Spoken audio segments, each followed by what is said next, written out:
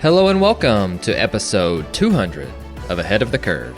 I am Jonathan Gellner, and thank you so much for joining us today.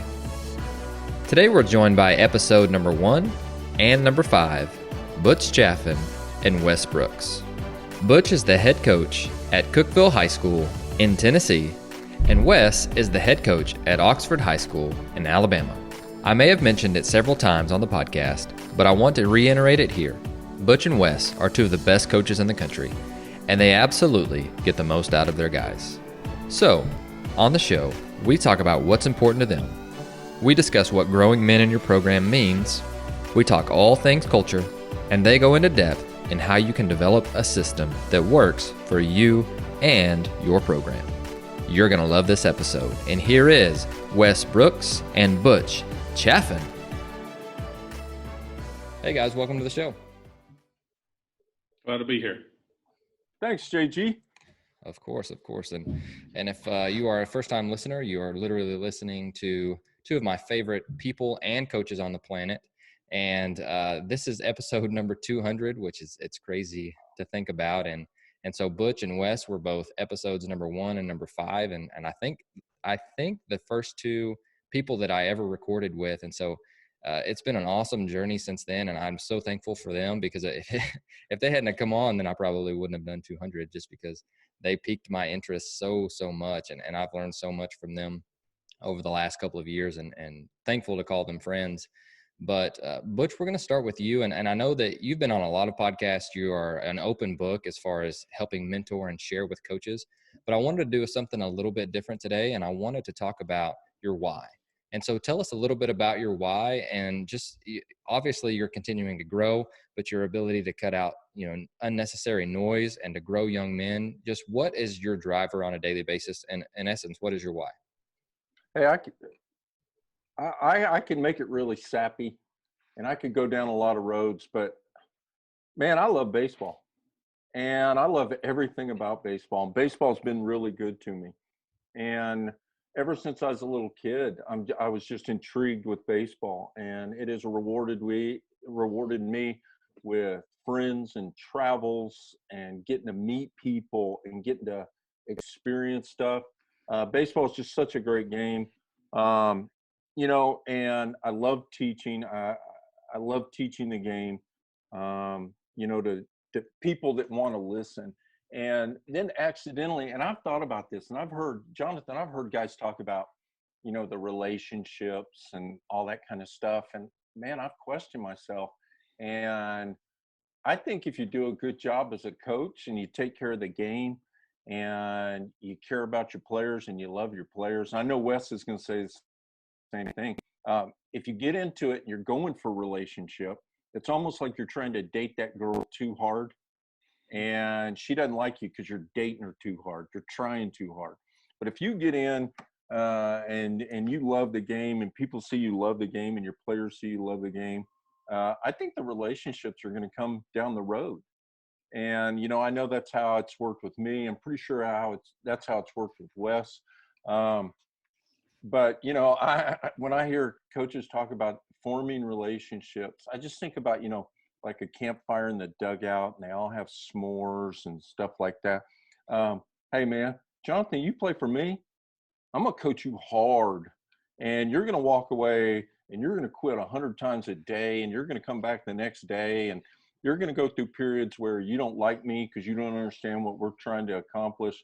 And then I think the relationship, what happens is 10 years after you get out of school, you go, that's what he was trying to do. Now that I have little kids, I understand. Now that I coach, 8U, I understand what was going on now. So my why is just total development of the game. And I think if you're a baseball coach and you don't love baseball, you need to do something else. If it's hard for you to sit down and watch, the 6th and 7th inning of a Pittsburgh Pirate Miami Marlin game, I question your why. So I don't know. What do you think, Wes? Wes Brooks is why. I went to Jacksonville State and played college ball, and I think I knew that I was going to Jacksonville State when I was 8 years old. Me and my brother, my dad, and my assistant high school coach would go to these clinics and camps, no matter what. Rudy Abbott was the head coach.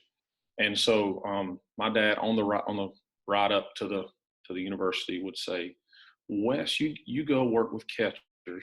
And he'd tell my brother, you go work with the infielders. I'll listen to the pitchers. And our assistant coach would go to the outfielders. And on that 35, 45-minute ride home, we would all kind of review what we learned so that nobody was missing out, because I heard Barry Larkin say at one time, somebody said, man, Barry, you know just about all you can know about baseball. And he's like, no, I know about 15%. And there's like, why? He said, well, I know a lot about shortstop and I know a lot about hitting the ball to right center, but that's about all I know a lot about it. And there's catcher, so saying all that to say, probably when I was 12, I picked up that Ron Polk book and I wanted to know it. And so as I'm reading it, I'm really wanting to learn about outfield because I didn't play it at that time. I want to learn about pitching because I never was a pitcher. But then I'm all into that fertilizer and what times of year. And I'm sitting here at 12 years old knowing all this stuff, like telling my high school coach, no, we're not supposed to plant a ryegrass yet. It's not that window. And I'm like, and of course, my dad being that guy wanting to know all about the game to teach us that. And then so I'm moving to college and I'm all taking a lot of time explaining my why. But so I'm moving in my freshman year in college. And my dad passes away. And 3 weeks after he passes away, we finally go back to class, me and my brother, and it's during baseball season.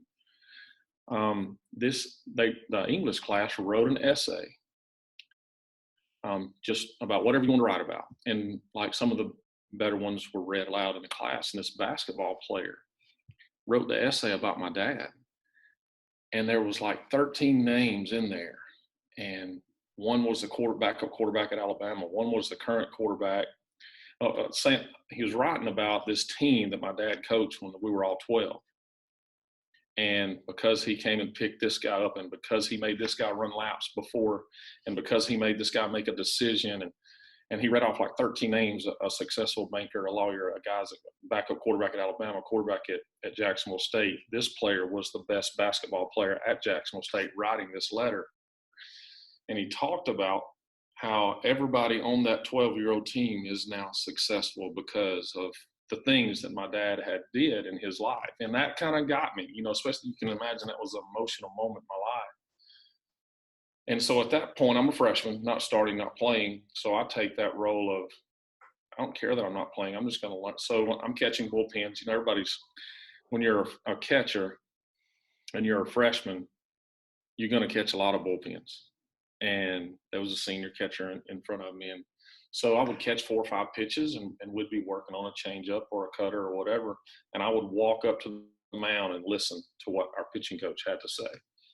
And I think it was something along around those years when I felt like that I knew I was going to be a coach. And then once I became a coach, now the why was a little bit more of a challenge, competitive.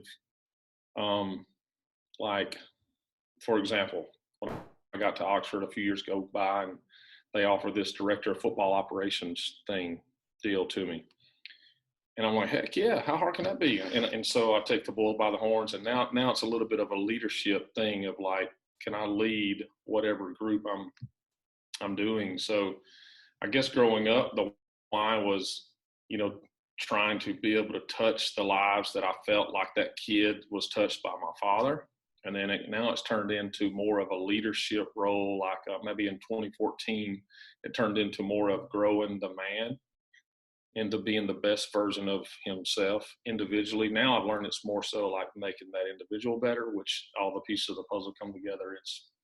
We're going to be better for it, but I don't know. So I guess that would be kind of a long version of Wes Brooks's why. But when I saw that on the sheet of paper the other day, my why, it just really got me thinking. And then so I was like, I'm going to go back to when I was 8 and just riding in the car in that 72 Nova up Interstate 20 and down 21 and just talking about the things that we were talking about, really wanting to die. We didn't have phones back then. We didn't have any distractions. And I just think that all started back when I was 8, and then it kind of transitioned to what maybe I saw somebody else experience besides being the son of my dad. So Sorry, didn't mean to be long-winded there. No, I love that. And I think that that's absolutely fantastic. And for me, I think that your why is kind of like a bumper for you, because we're going to have really good days and we don't want to get too high, and we're going to have really bad days. And we want to remember why we do the things that we're doing on a daily basis, especially like during the time that we're in right now with COVID-19 and all the different, changes going on. And it's a crazy time that we live in. But Wes, you said something about growing men, and you really piqued my interest. And I know that this is something that has been starting to gain traction, as far as, okay, we've heard you want to build the man first, That's and right. then the baseball player second.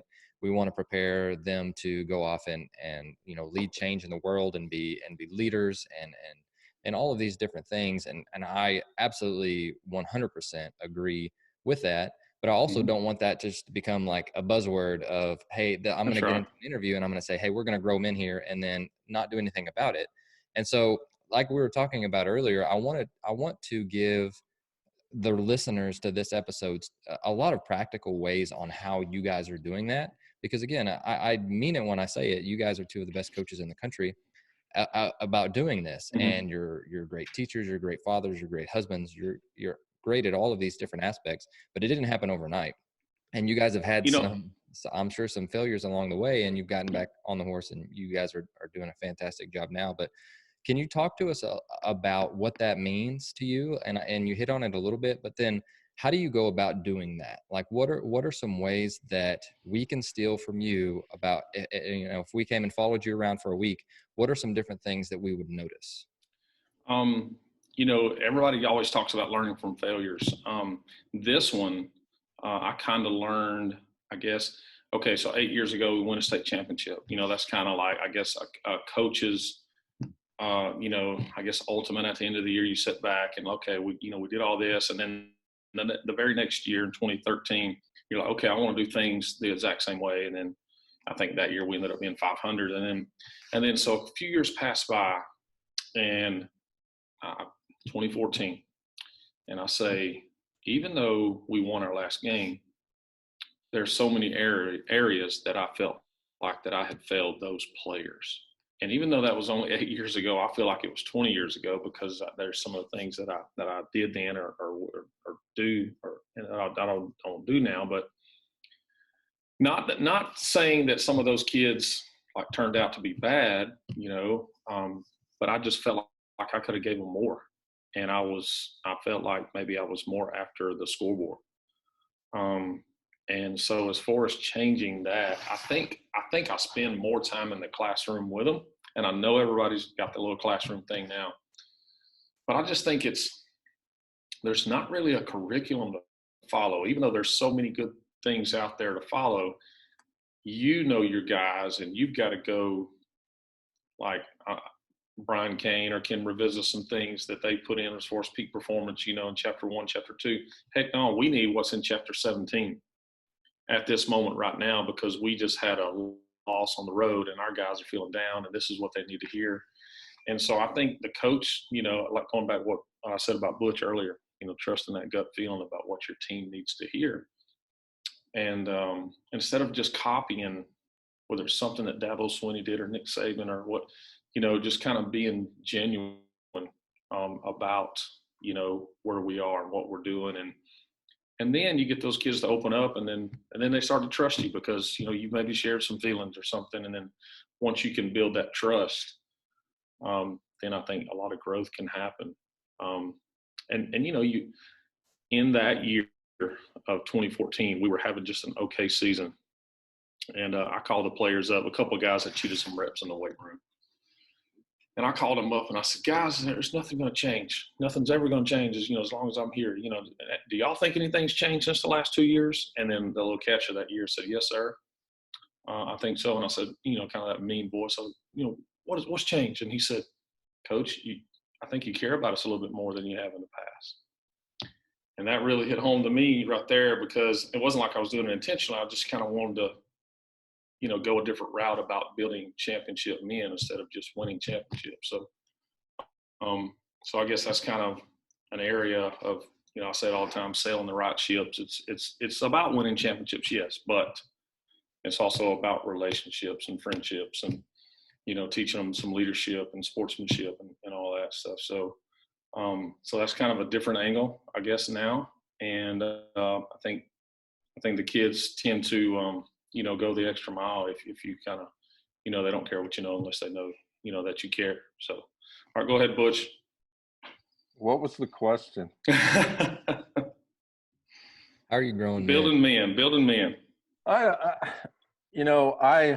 I really believe this. I think we accidentally hit gold a few years ago when, obviously there's no coach in the country that's going to go, hey, we're going to go out and rob banks and we're going to be terrible human beings.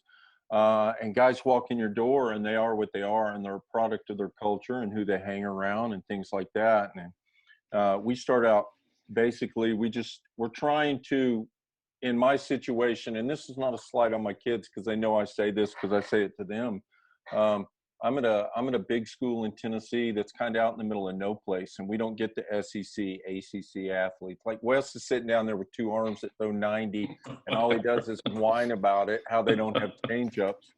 I've had, I think in the last 20 years, I think I've had 3 kids touch 90. And so we were like, wow, everybody's trying to rush the development of the player. So we're going to try to rush the development of the person. So we demand maturity from day one. And if you can't be mature, we're going to show you and teach you and guide you on how to become a mature person, because we feel like the mature person can funnel information, grasp information, hold on to information.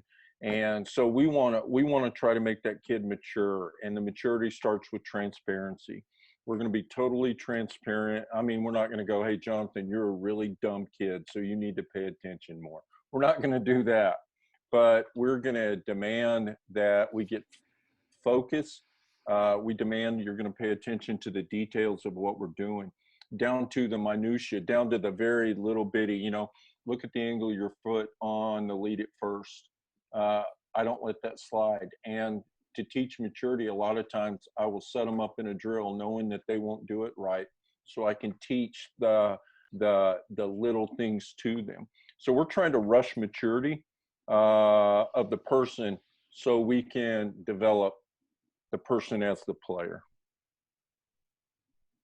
Something that I saw you tweet out a little while ago, and those of you who don't follow, you need to, and I'll make sure I link your Twitter, both of your Twitter accounts in the show notes. But Butch is a tweeter for sure, and you mentioned something about development doesn't mean not trying to win.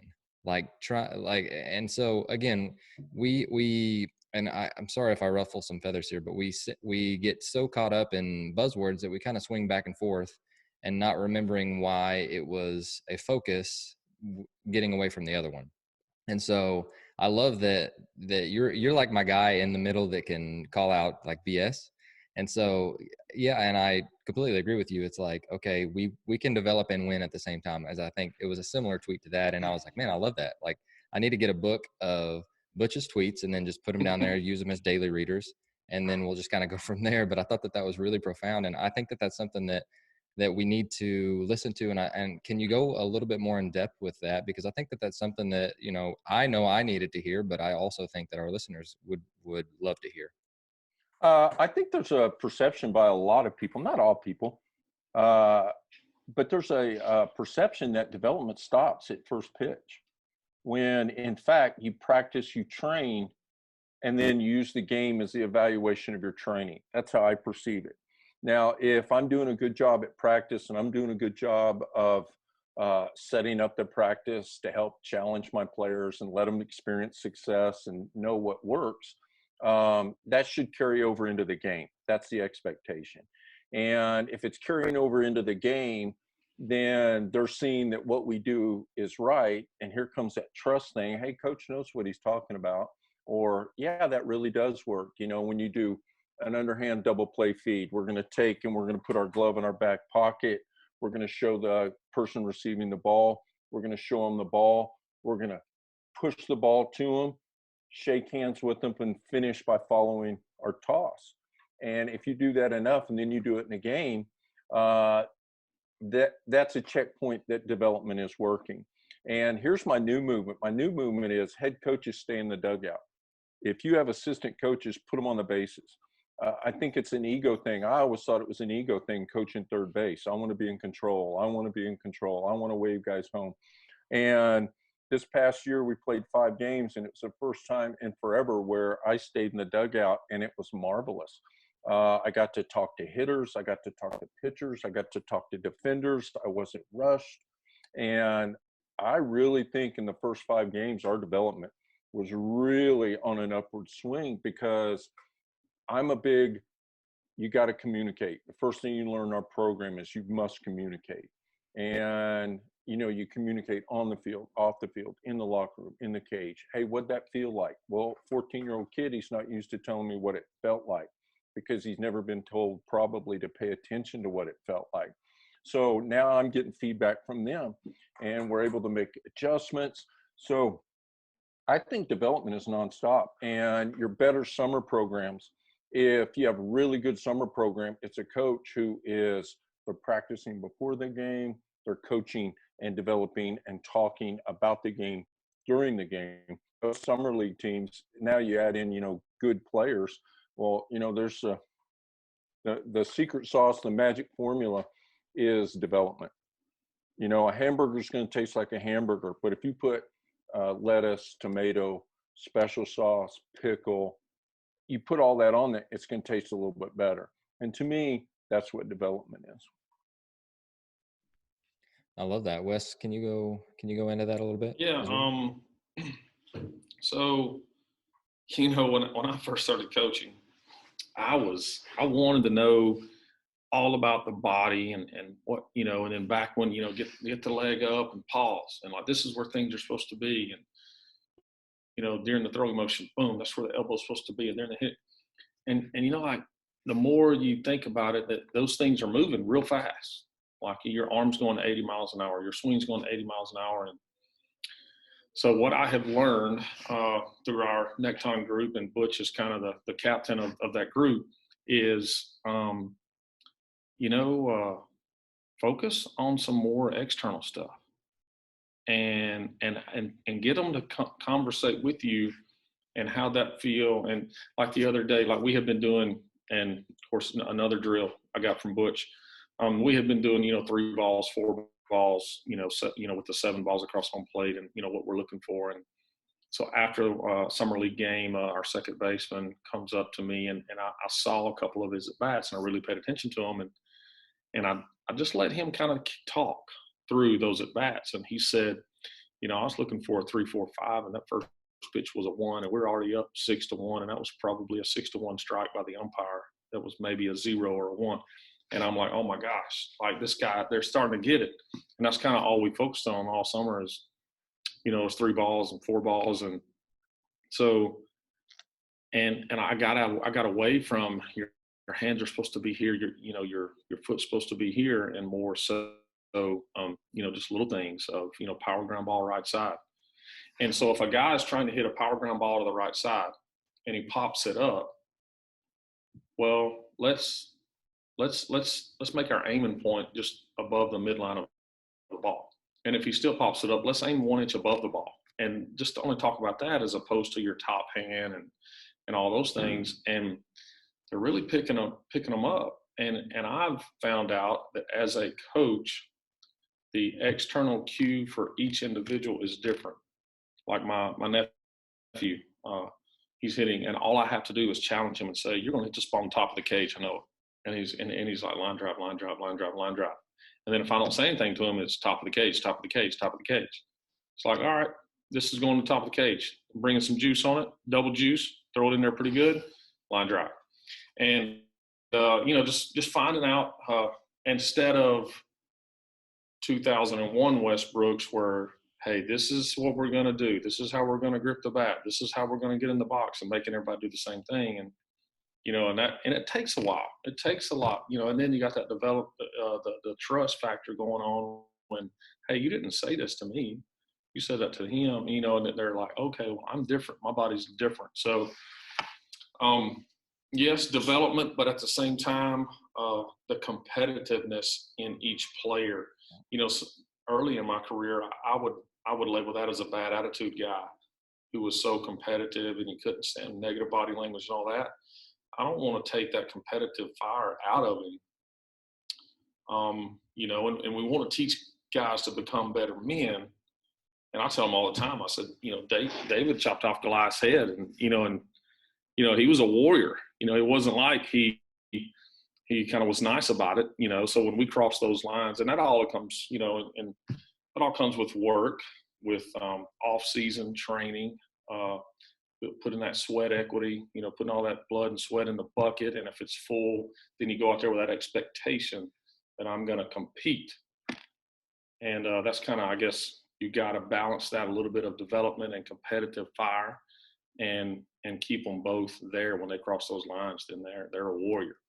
When they're on the outside of the lines, they're trying to learn and grow and mess up and make mistakes. And when they cross those lines, it doesn't have to be pretty, you know. You're going out there to compete. So I guess for me now, there's a little bit of balance between, you know, the development and then going out there and competing, because sometimes he might do something that you're teaching in the game, but at the same time, I don't want that catcher to think he's got to do it perfect. He just got to block that ball, keep it from, you know, getting by him. So it's kind of a balance, I guess, there.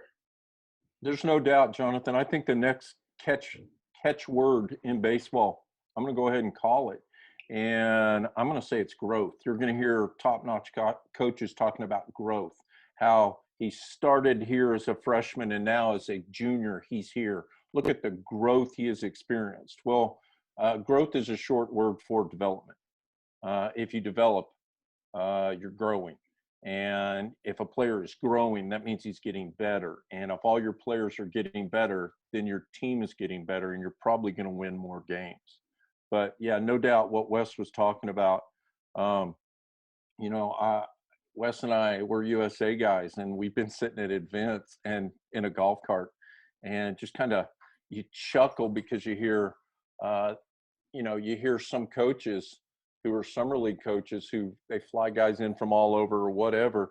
And we heard one guy, and he just kept saying, compete, compete. And I was thinking, I just remember looking at Wes kind of chuckling, like, as this guy, he's probably never told him what his definition of competing was, but he couldn't think anything else to say because his guys turned it into a kickball game, and he was just wanting them to field ground balls.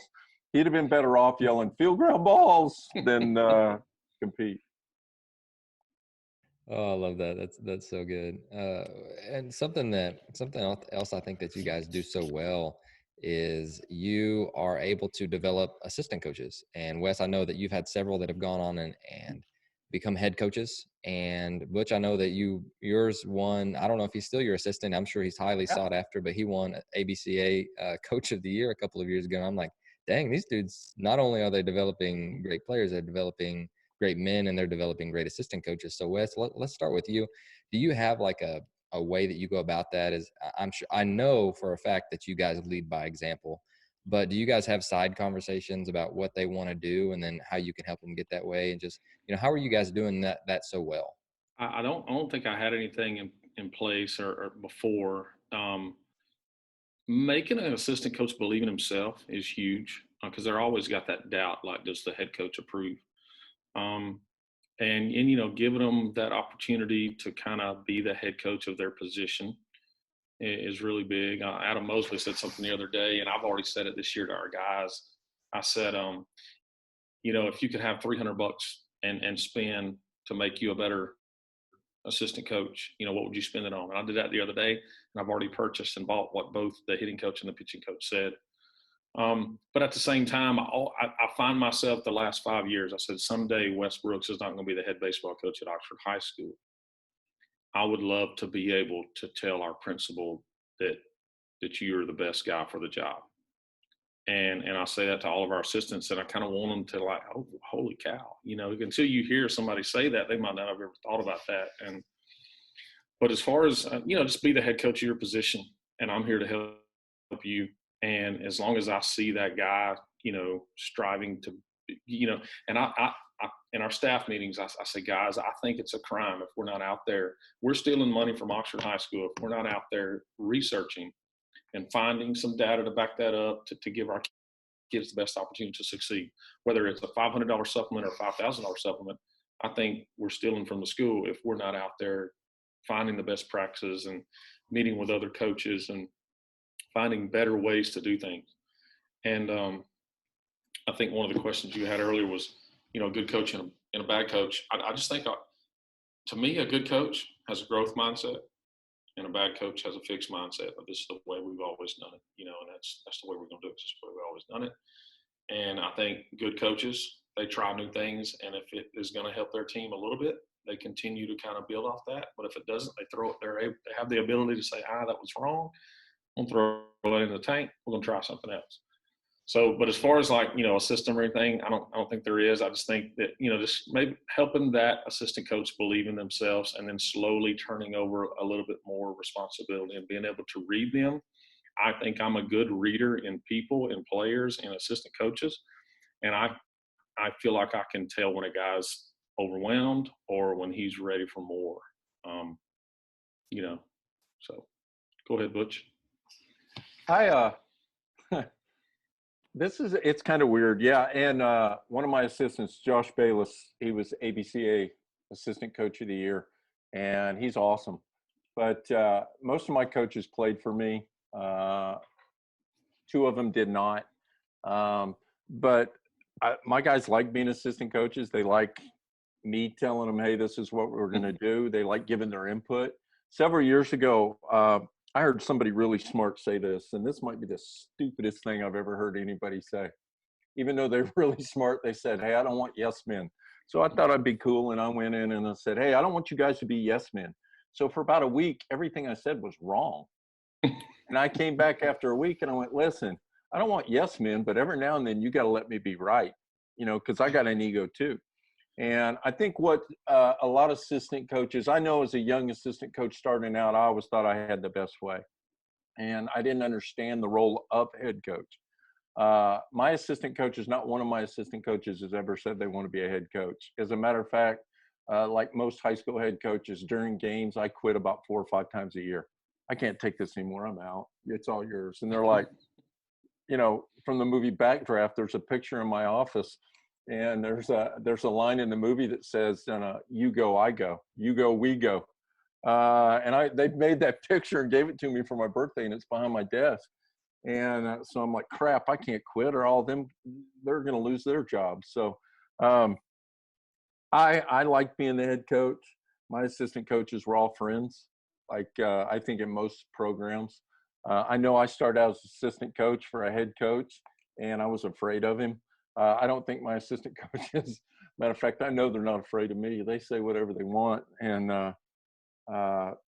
they have input, and I let them do their thing. But they also know that, I'm the chief, and they're going to teach your thing, but my fingerprints are going to be all over everything, because when it comes down to it, I have to answer questions about everything that's involved with my team and what's going on, and it's my system. I let them morph their beliefs into my system, but we're headed a different direction, or the same direction, and we all have to be on the same page. But it's a lot easier when it's my page and they just write outside the margins what they want.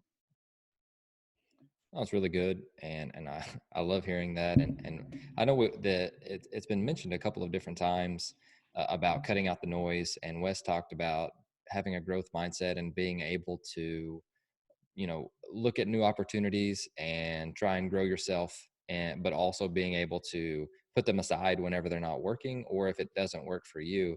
And Butch, I know that over time you've had to develop that, because I think I remember you were the only coach at all at one point in time, right, at Cookeville.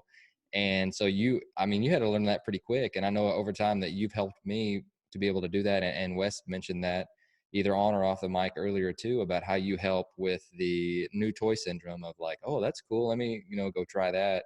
And you're able to not only take it in and decide whether it's important or not, but also being able to use it if it is. And so you're not afraid to try things that are new, but you have enough wisdom to be able to take that and in stride and say, hey, that's just not going to work for us here. So can you help us with that? Because I think that we've all either felt that, or if we haven't felt that, then we either don't have a growth mindset or we're new to coaching. Because I think, we go to the ABCA and see every single booth, and I'm like, I want one of everything. And you can't do that well. So give us some advice on that if you don't mind. I just think, there's this thing called FOMO, fear of missing out. And I think some guys, man, they're pulled in so many different directions with so many different techniques. And I think I'm a more selective shopper. And it is because I am older. And I know what I like, but every now and then, like Wes will throw something out and I'll go, hey, that's pretty good. And it could be a little bitty technique thing, or, it could be a cultural thing, but I'm a more selective shopper. If you put me in a giant store, I'm not rushing in there and buying one of everything. I'm going to look around, see what I like, see if it will help what I'm already doing. Wes and I, golly, we accidentally, a couple of years ago in Nashville, we fell into a connection group, and that's what I like to call it. And we call ourselves the Nectons, and it's kind of our secret society of baseball. And Wes, in a year and a half, 2 years, I don't think a day's gone by where we haven't connected in the group. Somebody's connecting at all times. It's a nonstop running thing, and then East Coast goes to bed and West Coast, we wake up to what they've said. But, I've learned so much in this group. And I don't know if you were going to talk about this, but, if I was a young coach, what advice would I give to a young coach? Well, I'd find about 10, 12 other coaches, and I'd connect, and I'd make it a regular thing. And, we'd meet at Outback Steakhouse once a month if we couldn't call, or Zoom or something like that. But I would connect just as a group. In our group, we're comfortable enough and friends enough. And Wes, would you say we see each other maybe in person once a year, twice a year, maybe? Mm-hmm. And Wes is one of my best friends. And it's like that. And it's from all over. This group is from all over the United States. And somebody will throw some, and don't get me wrong, we went on like a 3-day tear where we talked about nothing but coffee. Yeah. And made fun of guys that use French vanilla and stuff like that. But we talk a lot of baseball. And, Chuck Box is in our group. And Chuck is the master of the chart and master of measuring it. And last night, Wes, did you see that? I felt so stupid. Because he's got a chart for charts. He put up a chart, and I was like, I had to call Jeff Sherman at Marcus in Texas and go, Sherm, what the crud is he talking about? And Sherm, who is one of the smartest hitting guys in the country, goes, I have no idea what he's talking about right there. So we kind of had to work through it ourselves. And finally we asked Chuck, and he told us. But, I get excited when I talk about that Necton group, because it has been a godsend. We help each other with all those problems that high school coaches and college coaches, there are college coaches in it.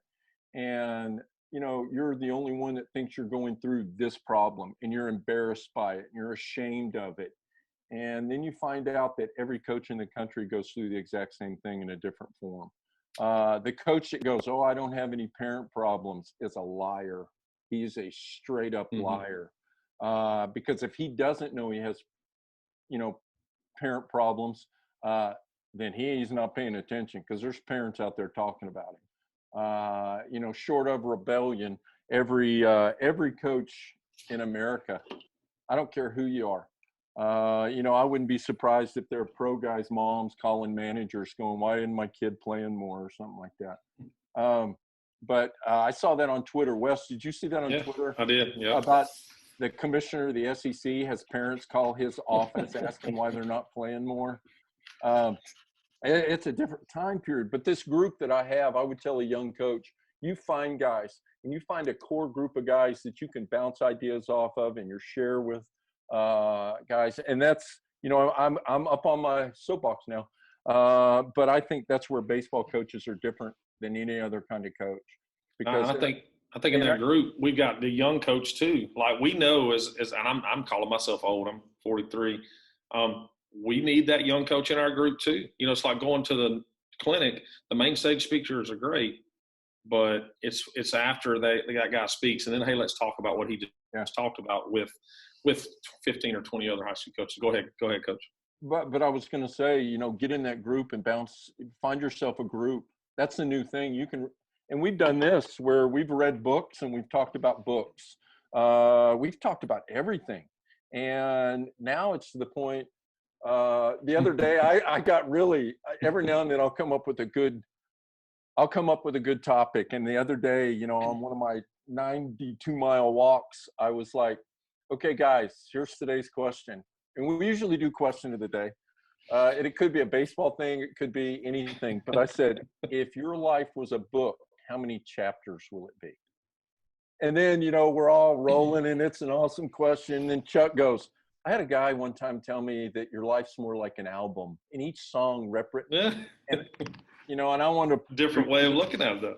Yeah, it is a different way, but I want to reach you the phone punch right in the throat. But so I took that question, and we all kind of listened to it and talk about it, and I find myself 2 or 3 days later sitting down at the dinner table talking to my own family about something that we talked about as a group, you know, and asking my daughter, asking my buddy, my brother, you know, if your life was a book, and getting everybody's perspective of where they think they are in their lifetime's book. And what a simple question, but what a great question to be able to, you know, talk about, you know. And we'll do things like this. This is Dave Webb, Tanner Vesley from Corona del Sol, Crown of the Sun out there in Tempe. My whole life we bunted, and we held the bat, you know, we held the bat like that. And Tanner and Dave go, hey, this is how we hold the bat. And it gives you more strength in your upper hand, everything like that. They go like this. They go like that. And I went in the cage and off the hack attack before I even taught it. And I started bunting like that and was like, oh my gosh, I can bunt one hand. I can put it anywhere I want. I have more control than that. Because I'm always saying be strong with the top hand when you bunt. Well, if you do that, you naturally stabilize the bat. See, I got that from that group. And that's a little bitty thing that could be a lot. And now all my guys, that's how they bunt. And so my little coaching group with about a 30-second little Marco Polo from Tanner and Dave, they made my team all the way on the other side of the United States. They made them better. And that's just like an example of how our Necton group, how it works. And everybody's got their strengths and weaknesses. You know, Sherm wouldn't get up and talk about pitching. But I guarantee if Wes Brooks has a question about hitting, I'm going to call Jeff Sherman. And we did 2 days ago, and I was out on my field edging my field up, and I just put the edger down, and we talked for about 45 minutes about the growth and the development of our hitters this year. And that's like if we have a pitching question. Yeah. We go, hey, Mose, Adam Mosley at Hoover, we'll go, Mose, how do you do this? How do you hold a slider? Or what are you thinking about when you throw that slider? What's the thought process? Because Mose in our group, he's one of our pitching experts. Yeah. And Tanner, the other night, we're all watching the game, and he's talking about this outfielder drifting. Hey, Tanner Vesley, tell us like, what do you talk to your outfielders about when they drift? And then he goes on a 5-minute conversation, and we're all kind of getting that perspective that we don't really get to spend a lot of time with, but I can share that with my outfield coach and talk about that drifting drill that Tanner Vesley in Arizona is teaching us in Alabama how to, play the wind or the sunballs or whatever. And again, there's obviously more than one way to skin a cat. We all know that, and we all respect that. I think that's what the biggest thing is. We will disagree in a heartbeat. Absolutely. And it's a good, I rewind back when I coached football, and I was the linebacker coach, and the front coach, the defensive line and linebacker coach, and then we had the secondary coach. Well, he wanted that one extra guy to stop the pass, and I wanted that one extra guy to stop the run. And then, of course, our head coach comes in there, and he's like, if they're running, I just can't handle them running it down our throat. We got to stop the run first. And that coach is mad, and I'm happy. But, And sure enough, we played Gadsden City that Friday night. Their very first play was a touchdown, a 70-yard touchdown pass. But, it's just kind of different ways to do things, and having a growth mindset, you're able to have that open. And I try so many things. That's what I was going to say. To have a growth mindset doesn't mean you have to do everything. Mm-mm. To have a growth mindset is, wow, I really like that. And you explore that. It doesn't mean, wow, he said hold the bat like this when you butt. Like, as soon as you put this up, somebody's going to go, there'll be some guys that go into the cage by themselves and they'll put the hack attack on and they'll put a couple bunts down and go, that's awesome. And there'll be other guys that go, I don't like that. That's fine. That's absolutely okay. But you tried it. That's the growth mindset. We try a lot of things that we end up not doing. But the growth mindset means you're open-minded to try new things. And as a coach, there's nothing I like more than after a close loss, talking to your team, cleaning up, getting in the truck, and then spilling out what happened and how. Guys, well, in our group, in our core group of friends that we have that we call neckties, guys, how could I have done this better? When that pitcher came to me and said, Coach, I got this, I want to stay in, or whatever, how could I have handled that better? And then within 5 minutes, somebody's letting me know how I could have handled that situation better. Or maybe I reacted a certain way. And, and Butch gets on there and says, and it's awesome. We all want, Wes, you did the right thing. Just hearing somebody else tell you that you just didn't make a good decision, or helping you through, or, I was a couple of years ago, I was wanting to run a player off because of some things, and the group talked me out of it, and ended up doing what the group told me to do. And now that guy's pitching in college, and come to our alumni day this past year. And, and I owe it to that group of guys that maybe helped me through a situation instead of Wes Brooks making the knee-jerk reaction that I made. And I think that's where COVID kind of made a lot of people realize, because now everybody's wanting to Zoom, and everybody's wanting to learn, and everybody's wanting to get their own group, and which I think is cool. And we just. And I know. I'm sorry, Wes. Go ahead. No, you good. Jonathan, you alluded to it earlier. When I was a head coach for the first time, I was by myself, and I mean, you talk about feeling like you're on an island out in the middle of no place. I can remember my oldest daughter, who's 30 now. She was little bitty. And I used to tell my wife before games, if we lose, open the gate and send her into the dugout about 10 minutes after the game. So I could have her and walk out into the clubhouse. And I was thinking, what kind of mom, what kind of dad would attack a coach who's holding their baby? I mean, that's a true story. And I would keep my head down and look at her and be a good dad and get in the locker. I was using my baby as a shield to get into the clubhouse because I was so by myself. And we as coaches, we take the losses 1,000 times worse than any mom, dad, or player ever does. They stay with us. I can remember all my losses. But yeah, there's no doubt in my mind. And I said as a young coach, if I get through this and I coach enough years, I'm going to help anybody in any way that I possibly can. And I didn't even know what that meant. I didn't know it meant, hey, coach, we're the coaches of Alaska. Could you come on a Zoom call? Absolutely. I'll do whatever. I'll say whatever. Could we have a copy? Absolutely. I'll email it to you. Because I don't ever want anybody to feel the way that I felt when I was by myself. Not that I know it all now. I don't know it all now. But I know what I know, and I believe what I know. And with friends like Wes and my other, guys in that group, I think I get smarter every day because of them. And, I think everybody in our coaching group, Wes, they do not hesitate to share. I want Wes to win. I want him to have great relationships. I want him. I'm living, and every year, it seems like every year, 2 or 3 of our guys win a state championship. And Wes can back me up. I'm as excited as they are when they win.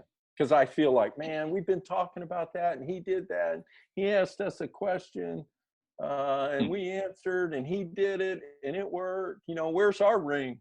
That kind of thing. But I'll tell you what was cool is listening to Eric Borba and Coach Halpert from Harvard Westlake go through pitch by pitch.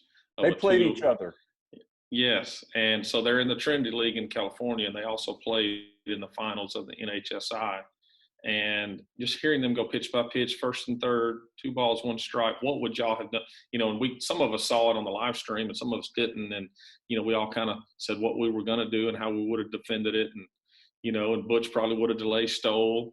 Halpert probably squeezing and first and third, and then Borba say, okay, this is what we did. And then it plays out, and then Halpert talks about, if it happened again, I'd do the same thing. And Borba would say, so just, it was a shame that everybody's season got cut short, because that's the part that I look forward to the most. You have this all 9 months of off season that we can talk about how we're going to do things. And then now it's time to go get messy and go get dirty and get your hands dirty, but still be able to bounce ideas off with your buddies. And that was a really, really cool thing. And to know Butch's rules in Tennessee and California rules for high school baseball in Arizona, and everybody's different. And I like how we do things, but then there's also some things. And being on the baseball committee in Alabama, I like the way Mississippi does some things with their high school baseball, and I kind of want to bring those ideas to the table. So it kind of gives you a good perspective of where you fit and where you are on a national level as far as how high school baseball is treated, how college baseball is treated in your state, and just kind of opens your eyes to some other ideas that we would never know of how they do things. And, up there in the Carolinas with Mach. Wow. Okay. All right. So I'm going to try and unpack some of that. Mm-hmm. And wow, that was really good, guys. So thank you for all of that, really. But yeah, it's Twitter used to be that for me. Like, it used to be a place that we can all share that, but it seems like it is on the downhill slide as far as openly sharing information. And so I think that having a great group like you guys are talking about is, just to ask any question, because we're not made to be individuals, and we're not made to be alone. We're not made to be in quarantine. We're not made to do everything by ourselves. And then we're just, even if you are an introvert, it's something that running stuff by other people is only going to make you better. And I love you. Obviously, it comes through very clearly that you have love and respect for every single one of those guys, because they make you better on and off the field. And that's really, really cool. But you kind of piqued my interest. You said the word parent, and it's something that every high school coach has, I guess you could say, deal with, would be a nice way to put it. But it's something that comes up with almost everybody. Great coaches, bad coaches, everybody has parent issues to some degree. Some more than others, some less than others. And so what's kind of your strategy on making sure that, I guess to put it bluntly, making sure that they are an advocate for the team and the player, and not out to get you on a daily basis? I'll tell you what, a great goal to have as a coach is to make it a priority that your parents' conversations with their baseball player, because their parent has a son or a daughter, and they're going to have certain, but as a baseball player, try your best as a head coach. Learn this from David Sharp. Try your best as a head coach to get the conversation on the ride home in the car and at the dinner table to match up with the conversations we're having in the locker room, in the dugout, in the weight room.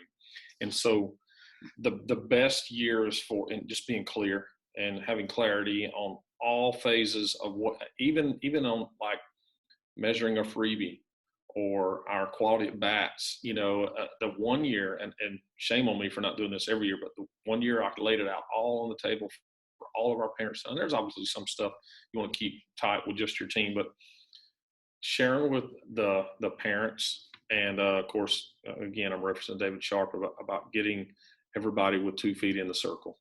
And Butch will tell you all the time, he reminds me all the time that Wes, you never, because you always got the guy that, if he's in the starting lineup, the parents 2 feet are in the circle. If you're DH for him, there's there's 2 feet out of the circle, or 1 foot in and 1 foot out. And then if he's on the bench, then you got 2 feet out of the circle.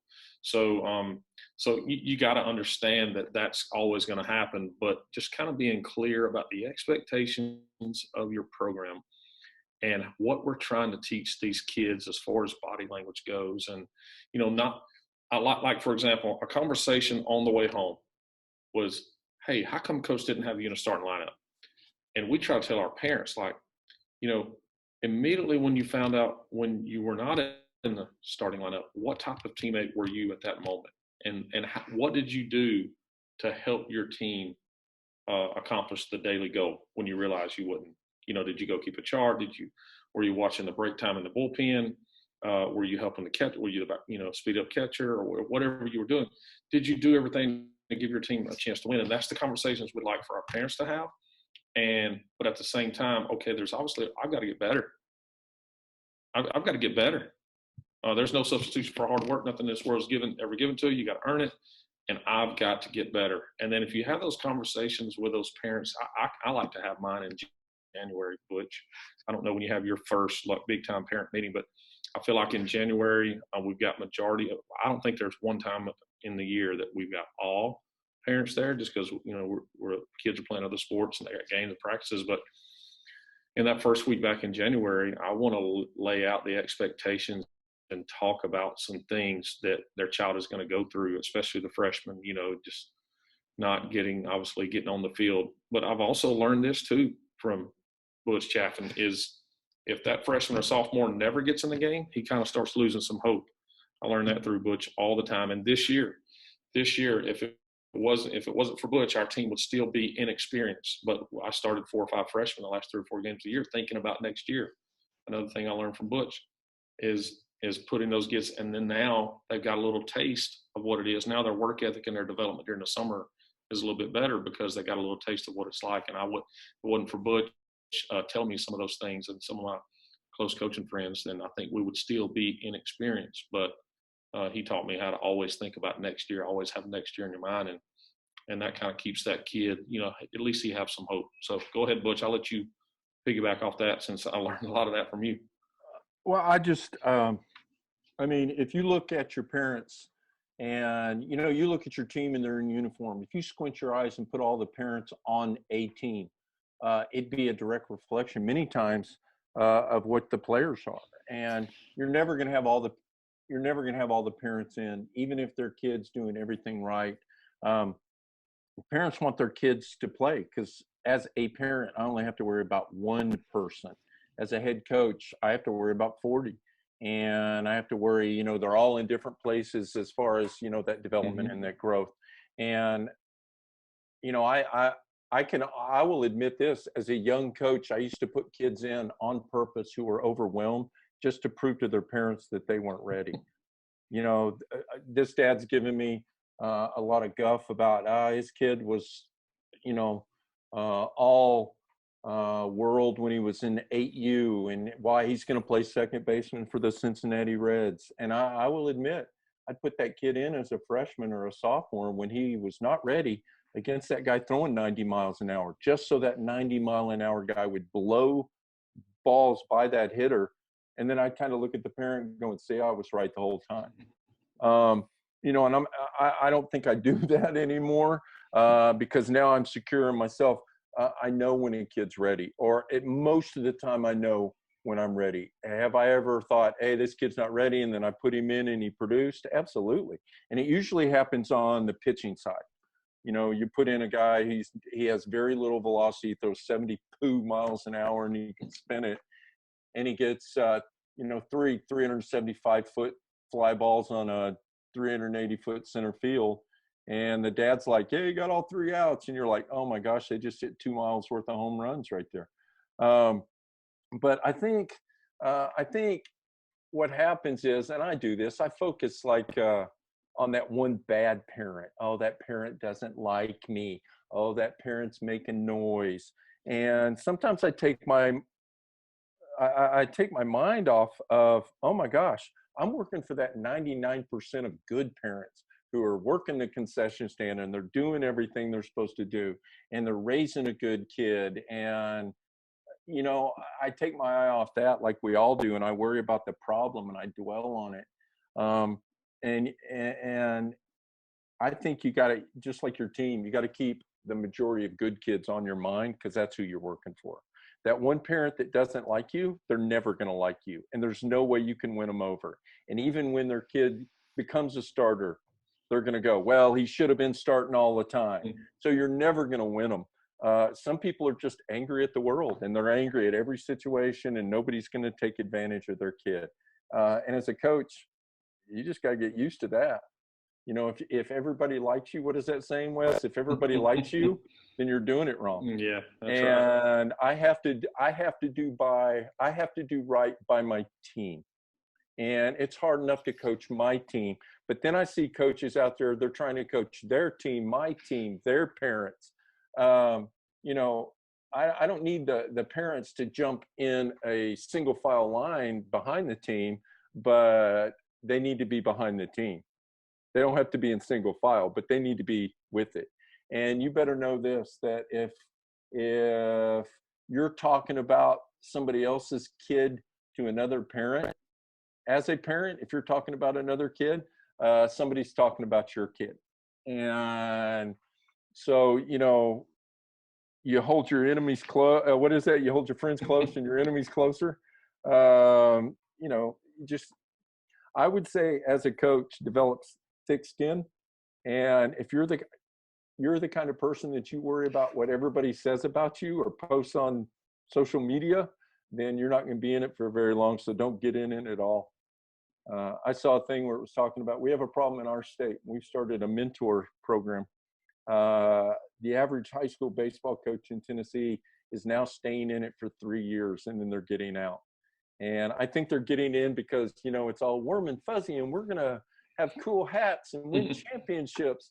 And the first time that dad that's been coaching their kids since he popped out of the womb says, my kid's hit third his whole life and you've got him batting eighth, what are you doing?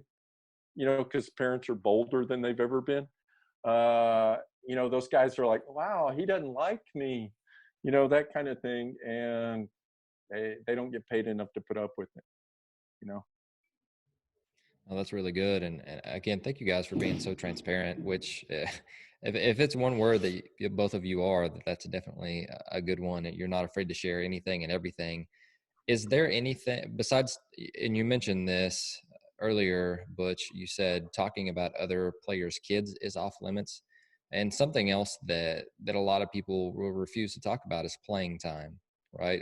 About the player, the kid and his parents, to the kid or his parents. Is that Absolutely. something that you talk about with parents, or is that something that's off limits as well? I think I'm in the 1% there. I'll talk to you about your kids' playing time. I mean, that's why they're there. They want to play. But if you come at me and you think it's going to be a one-sided conversation, you're really wrong. So if you want to talk about your kid's playing time, why he should be playing, you're going to stand there and listen to me tell you why he's not playing. And you're not going to like what I'm probably going to say. So we'll talk about playing time. If you want to come at me with playing time and bring your yellow legal pad, give me a couple minutes to jot down a few things about your kid, because chances are I already have in one of these 900 notebooks I've got. But if you come at me about playing time, you may not like what I'm going to say, and you're going to stand there and listen to what I say. So with that said, I don't have a lot of parents come at me about playing time. And we do have a rule: don't you dare come at one of my assistant coaches about playing time, because many times parents, you know, I'm trying to be politically correct or whatever, but many times they won't come to the head coach because in their mind, if they pop off about the head coach, then I'm going to penalize their kid. So they're attacking my integrity right there. Because I've told people this before. I'd bench my mom to win a baseball game, and I'd play a pony in right field if I thought that gave me an advantage. But, you know, they'll come to assistant coaches and they'll ask questions. They don't realize the assistant coaches are about to walk about 45 feet into the coach's office and tell me exactly what just happened. Whereas I'd take it better if they just came at me and I could tell them what I thought too. Wes, you got anything on that? Just, I think the kids know, the players know. But Absolutely. I will say that some of my best friends now came from like a big time heated conversation when a parent maybe was upset at playing time. And the biggest answer that I've got is all of our coaches know the percentages. Like everybody knows, like if a guy's throwing 93 and an 84-mile-an-hour slider, and we're gonna, chances are player A is going to strike out about 40% of the time. Player B is going to strike out about 80% of the time, and we know that because we've spent time with that kid, and we know those percentages.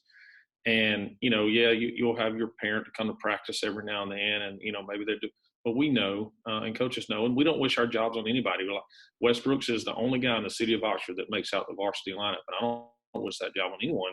I appreciate that responsibility, and a lot of thought process with our coaches goes into, and I'll tell you what, there's some years to where you got more buy-in than others. And I go back to year 2016 and second round of the playoffs, game 3, we split, 2 out of 3. And I called a player in the locker room and I told him he was more valuable on the bench than he was in the game. Imagine telling that to a player, but getting that player to buy in. And so here it was. He's the fastest kid I've ever coached, the best base runner I've ever coached. He could speed up run for the catcher, the pitcher, or he could pinch run at any moment.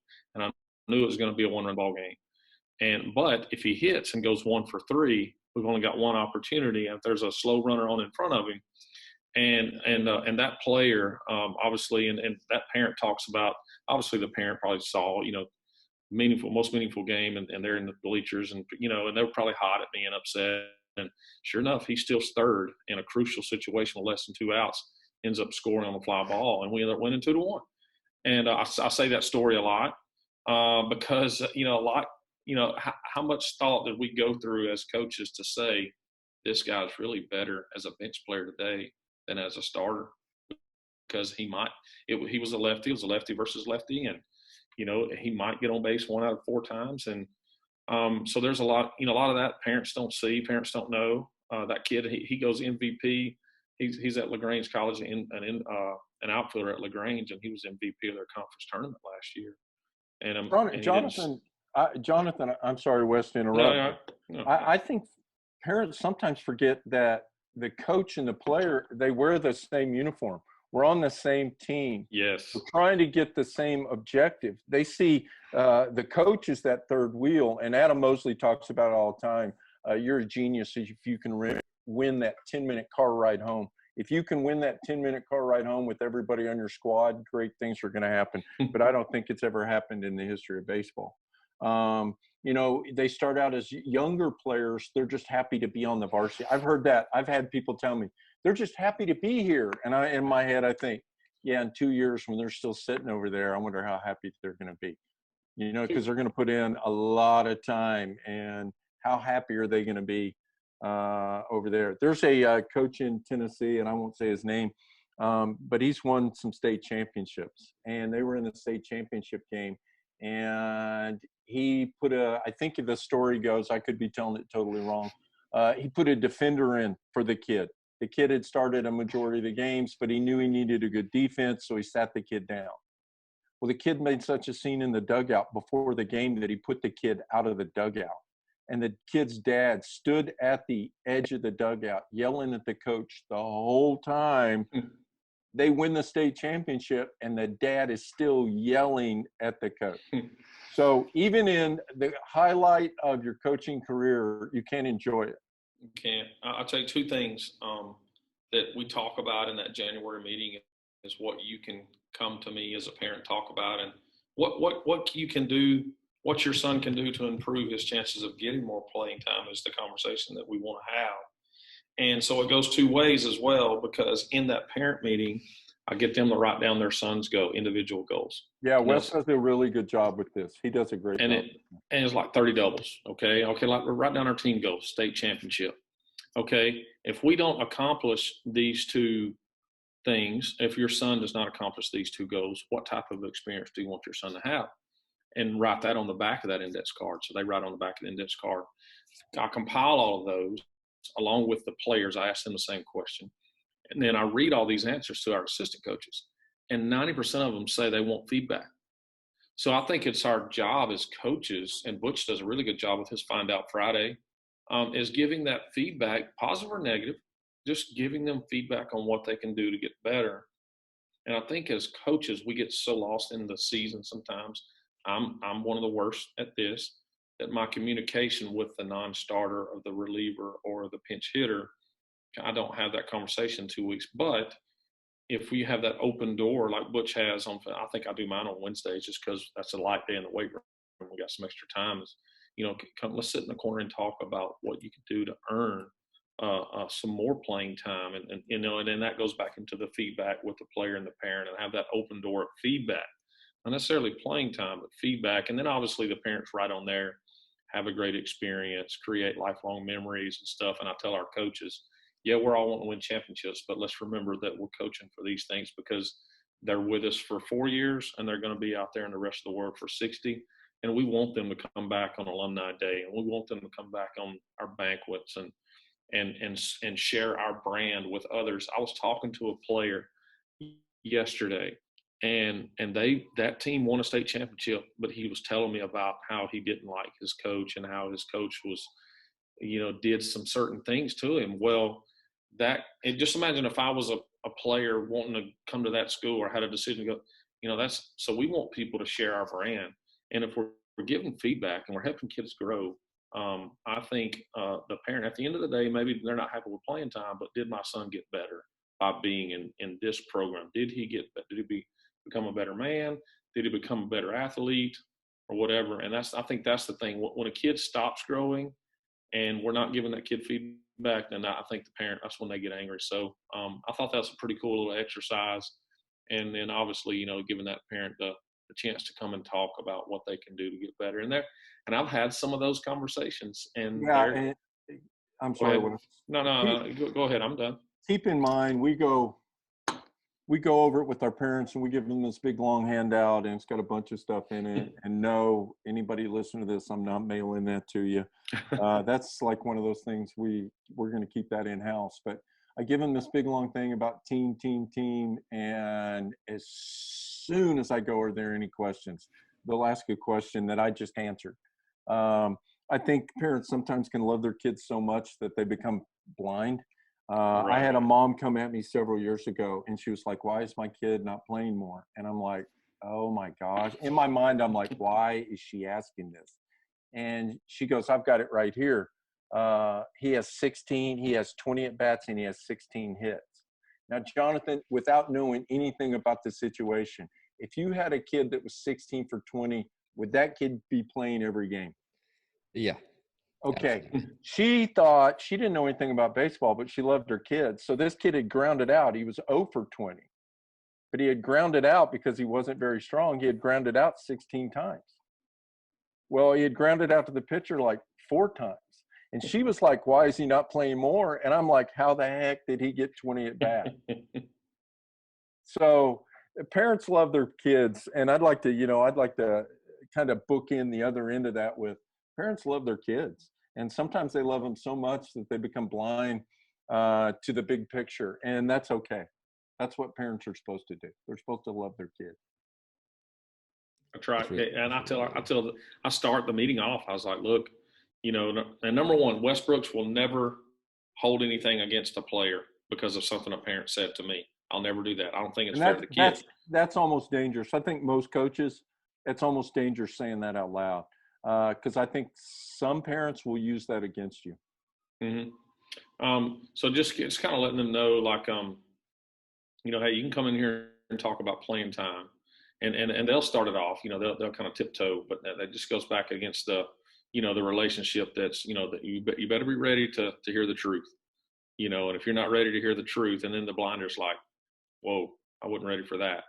And then they go home and they talk about it, and the kid probably breaks down and starts tearing up and like, "Yes, I have been showing negative body language, or I have, the last 3 times I hit against 85, I didn't touch it." So, but it's been good relationship builders, to be honest. Is some of those conversations, because they come to that meeting, kind of heated. And there's been a couple to where like, hey, we got to stop right here, and carry this to, get your athletic director in that meeting, just because, some things that, there's some parents are going to be immature, but for the most part, the conversations and the relationship after that tend to be a little better. No, that's really good. And again, thank you guys for being transparent, because it's something that comes up all the time, and you guys have gotten to experience a lot of it. And so again, thank you. But we're going to go ahead and skip to the lightning section. And I'm just going to ask you guys a couple of quick hitters, and you can go in depth if you want to, but they're meant to be a little bit quicker questions. But again, I've got all the time in the world for you guys. So if you want to go more in depth with it. But Butch, you mentioned this earlier, and so Wes, I want to talk about your first year self. What would you change, or if you had any first year head coaches this year, what would you tell them? Like, what would your advice be? It's a short answer, Wes. Well, I thought I knew it all, and if I didn't know it all, I called my college coach. Now I would say get a membership to the ABCA and go to these national clinics, because you realize how dumb you are. If I was a first-year coach and I'd start over, I think it took me 8 years to even join our state's association. And I would just dive in deep and realize, and just realize that there's so much more out there to learn. Go ahead, Butch. Set up a coaching circle. It could be 2 other guys, it could be 10 other guys. But set up a coaching circle. Guys that they can soothe your ego when it needs to be pumped up, and guys that can snap you out of a funk. Set up a coaching circle and get your kids in the weight room as much as you possibly can. So with both of those, is it not being afraid to ask for help? Mm-hmm. Oh, no doubt. I love that. That's something that I wish I had done earlier. I know as a coach, a first-year coach, and Wes, I'll make this quick. As a first-year coach, it's not that I didn't ask for help. It's I didn't know who to ask for help. And if you got those little circle of friends, that little circle you got, it like Butch knows when something's bothering me, he'll reach out to me in a text message, say, "Hey, what's up? Let's talk." So whether if it's you can your friends can read you, your wife can read you, your dog, so when you're with a circle of friends, it's not only getting better, but hey, what's bothering you in your life in general. So I think that's huge to just help you get through a season, a year, off season, in season. So it's just good to have someone to be able to release, maybe you're having a parent problem, somebody else to talk to that maybe has been through that. All right, Wes, since you're talking, what's your favorite competition that you do? Oh, wow. Favorite competition. This could get long, so stop me. Please, okay. Wes, please. Yes. Okay, so I'm going to go real fast. I'm going to talk real fast. We come in the team room and we meet. And when we dismiss to go to practice, it's a competition between who cleans the locker room and who cleans the team room the best. You're up 1-0 before you get to practice. Once you get to practice, you got the black team and the gold team. One team's getting loose. So we're measuring that. And then we're measuring during practice. And then after whoever wins practice, one team's cleaning up, one team's running sprints. The team either cleaned it up great and they're up 1-0 1-0 going into tomorrow, or the team that ran the sprints, they run it to the best of their ability, and the guys that were cleaning the dugout leave something in the dugout. So I think when you make that a part of every single day, there have been some times to where I ask my coaches, guys, are we competing too much? Because there's a couple of maybe fights, not fights, but just scuffles, like some, because they get so competitive. But believe it or not, some of those times are some of the years, some of our better years, because they just go out there and compete.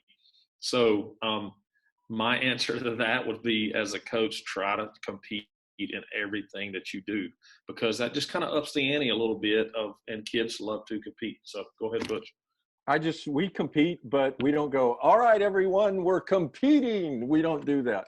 Because I want it just to naturally be a part of them. And I want to see who competes, in a normal environment. So we compete, but we don't like pass out popsicles or give out pizzas or anything like that. I think the area we compete the most in is, again, it's going to be sprint work on the track. It's going to be in a weight room. because I think they have more of a fair shot of an equal measurement there. If I put 4 plates on the bench or this front squat, and you can only put 2, I mean, compete all you want.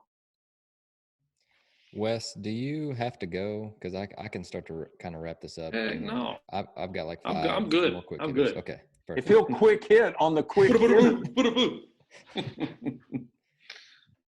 No, I love that, and something funny. The last time that I did a podcast with Wes, we went into all of those different competitions, and all I'm thinking about is, man, he's must have like this just like 15,000 managers to be able to record all of this stuff. Tell you what, you don't call them managers, you call them coaches. If a kid maybe borderline not making the team, you just say, hey, can you come be an assistant coach or be a student coach? And they tend to want to. And I'll tell you what, there's this kid named Anthony Green. You go to his Twitter account right now, it says Mayor of Oxford, or future Mayor of Oxford. Okay, so he's a freshman in my class, and I approach him. We need a filmer, we need a manager, we need some front toss guy or whatever. We need a chart guy to do our MVP. And our kids fell in love with that boy. And now he's got a job at our park. That's where I'm at right now. He basically, we host the Gulf South Baseball Conference Tournament and the OVC Softball Conference Tournament and the OVC Track Tournament. And you go to our city athletic director and you look at the list of who's in charge with what, and Anthony Green is in charge of like 15 things. And after like the first or second year, he's given us, thanks for the baseball team. He don't give us the credit anymore. Now he's on the, but I'm telling you, he was a freshman and quiet kid in class, wasn't involved in anything. And now he's got on his Twitter account, Mayor of Oxford, because he does so much stuff. So, and those kids, those coaches, they sit in our team meetings and they're part of our team. And anytime we do some sort of dinner or a banquet or whatever, our kids tend to because and again, it goes back to the coaches. We've got to brag on how valuable he is by keeping correct charts, by filming and allowing us to critique the players and get the information back quick to them. And then some of those guys are working in behind the scenes on MLB teams now, that are so valuable at dissecting that information and giving it back to the coach or to the player. And then now letting those kids know that there's futures for those type guys. Sorry, too long on that one. It must be something different down there in Oxford about what quick hitter means. I'm kidding. Sorry. Butch, what does Find Out Friday? Find Out Friday is every Friday while our kids are going through their lift. I set up 2 chairs facing each other. I sit in one and I wait. And if that chair's empty, somebody fill it. And if you come over, I'm going to give you about 30 seconds of where you stand and how I feel about you. About every other Friday, they can ask one question. And I have to give them an honest answer. Love that. Wes, I'm coming back at you. We're gonna try quick hitter again. This one's tough because we could do an entire show about it, but we hear the buzzword culture all the time, right? So what is culture? Oh my gosh. When you try to describe your own culture or somebody's culture, I don't think you can. I just think you feel it. So there's been some times where we've had some first year coaches come into our program, and after that 1 year, I ask them, what do they think? Or maybe just somebody that spends about 2 weeks around you, and you ask them almost maybe like a consultant, but not on purpose, not so that person is trying to see what it's like, just them hanging out and say, what did you notice? And for us, for Oxford baseball, I hear discipline, I hear paying attention to detail, and I hear toughness a lot. And there's been some years to where we try to dissect what our culture is, and we don't even come up with those words. And I'm looking here as a coach, like, oh my God, like I want to know what if Butch come to watch our game, what did he see? And then also I want to get better. So hey, what would you change about it? But what does everybody else that's watching us play? What do you feel? What do you see? And so I think the definition of culture can be something different than what it really actually is. It's something out there. It's like that team has this. So I think it's kind of hard to define. So, but you can kind of like maybe ask some people that are kind of close to the program of What did you experience this year, and what could we do to make that better? Butch, what do you got? Culture. It's behavior. It's how you do it. I think if more people would let culture be the teacher, they'd have a better culture. I think I'm going to do like the hands clapping emoji for that. Very succinct, very nice. That's awesome. Well, we're going to end with the resources question. And I mean, besides literally the Necton group that they could probably all find, #Necton on Twitter, besides the ABCA, what are some just different practical resources? And again, if you could buy like one book, or you could recommend one thing to any of our guests that are listening that's going to help them grow, like if they're searching for something that they know that is going to help them get better as a coach, what would you say? There's so many things out there, like Driveline offers Driveline Plus, and there's the Inner Circle Peak Performance Group, and there's so many. So if you're wanting to improve in a certain area as a coach, heck, you can go to Twitter and just type in the search and do your own research, because like I can type in Google right now and you'll get 1,000 answers on swing down and 1,000 answers on swing up. Well, do your own research and find out what's better and how you're going to get it across for your guys. So I think it's probably more so what to weed out and make sure you're not going down that hole. But there's so many things out there, just get off the couch and do some research yourself. Go ahead, Butch. I think if you're buying books on how to coach baseball, you're probably already behind. I think you need to read books that expand your mind with technique. I think if you would read Man's Search for Meaning by Viktor Frankl, and you learn about suffering. If you want to know about stay in the moment, and if you've ever said, hey, we want to stay in the moment, but you've never read Man's Search for Meaning by Viktor Frankl, you have no idea what you're talking about. Step outside your comfort zone and read books that have SAT words in them. I know how to turn a double play. I like how I turn a double play. If Wes goes, hey, it'd work a little better if when you pass the baseline, you go thumb under.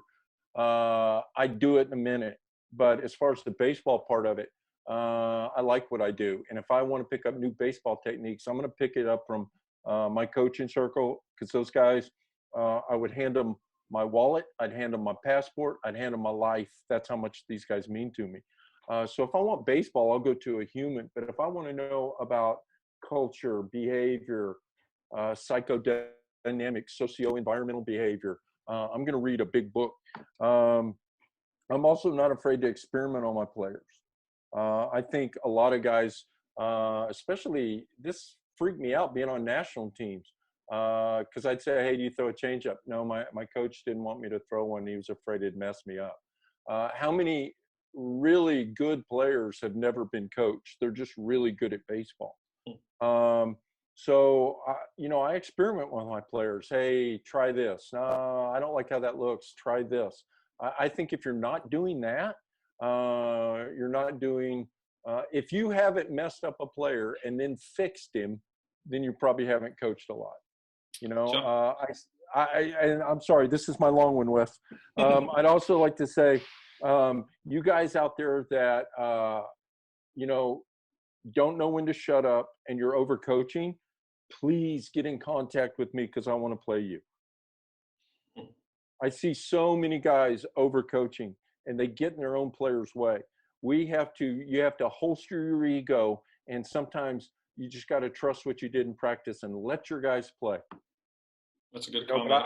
But I've seen so many guys, all of a sudden they realize they haven't done anything in 3 innings, so now they have to put the bunt on to show everybody who the coach is. The guy pops it up, they double the runner off, and what could have been a scoring opportunity, now they just took it away from their team, and the other team scores 3 in the bottom half of the inning and goes ahead, all because that guy overcoached. There was no need to do that, but he felt like, oh, I've got to interject into the game and I've got to start coaching. And I see it all the time. I hear guys talk about development, and they got 40 guys on their team in the dugout, and they play the same 9 guys every game of a 3-game series. And then they can't figure out why they had those roller coaster years. I know Wes has become like this. I'm like this. I've become famous in the state of Tennessee because I got 21 guys on my roster, and I'm trying to get 20 into the game. And the only reason the other kid isn't getting in is he's tomorrow's starter. One of the things I've heard Butch say is, I want my worst player to be better than your worst player. Yeah. And I think that's a good goal to have as a coach, you know, and to piggyback off of what he just said, our job as coaches is to eliminate our job so that the player can own it.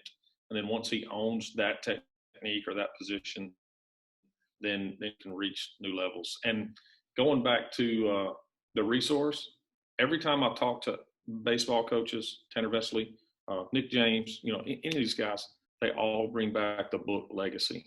And if you're a baseball coach, I think you've got to have that in your coaching library.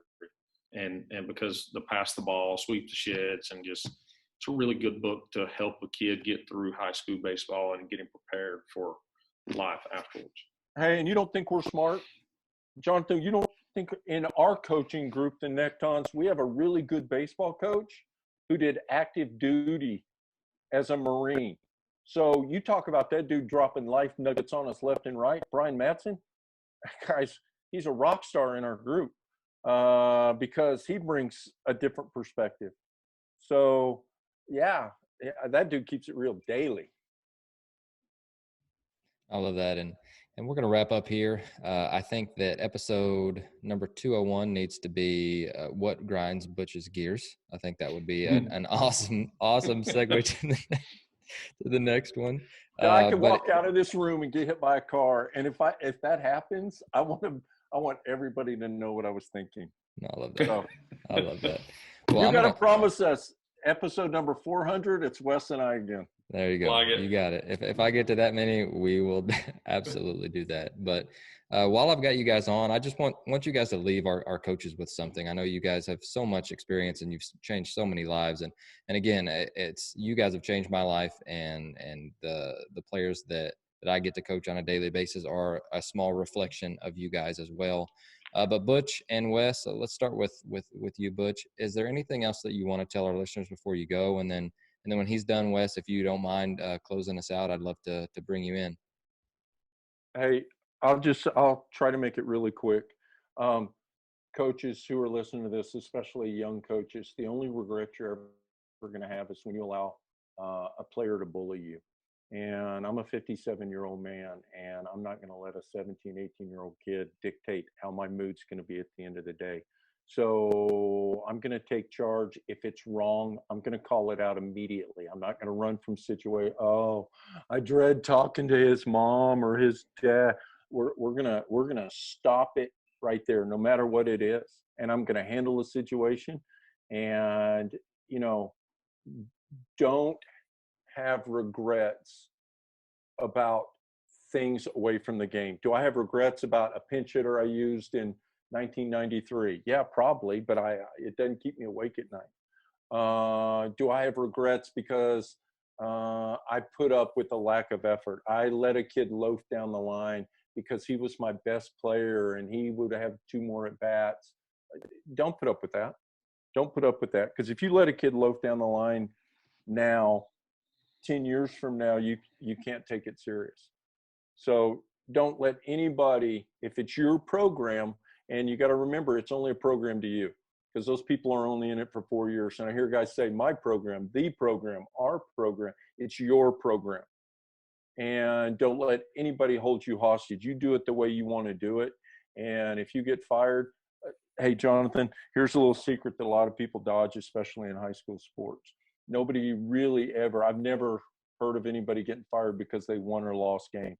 But I have heard 1,000 times guys getting fired because they had bad culture.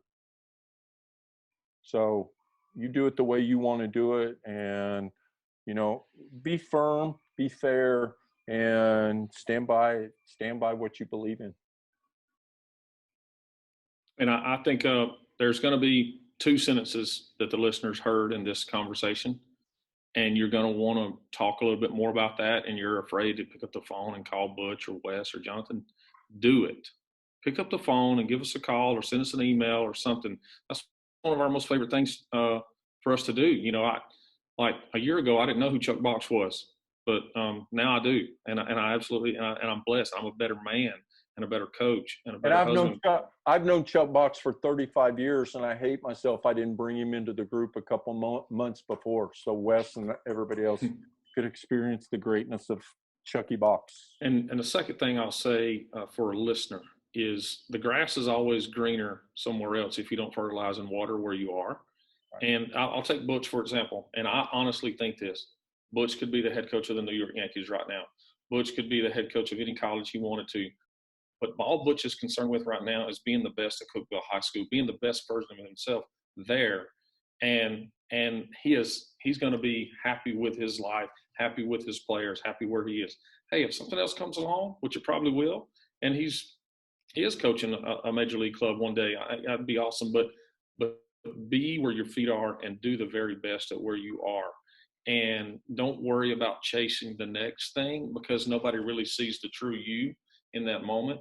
So I just encourage guys to, if it's the middle school coach, the middle school assistant coach, be the best middle school assistant coach in the country. And pretty soon you're gonna end up, everything else in your life is gonna feed off of that, and you're gonna be the best version of yourself, and you're gonna get rewarded. It might not be the timeline that you wanted, but life in baseball will reward you when it's ready. And the game of life knows, Butch says all the time, the game of baseball knows. So if you put in, there's no substitution for hard work. If you put in the work, you will definitely reap the rewards, 5, 10, 15 years down the road. Just be where your feet are and be the best version of yourself.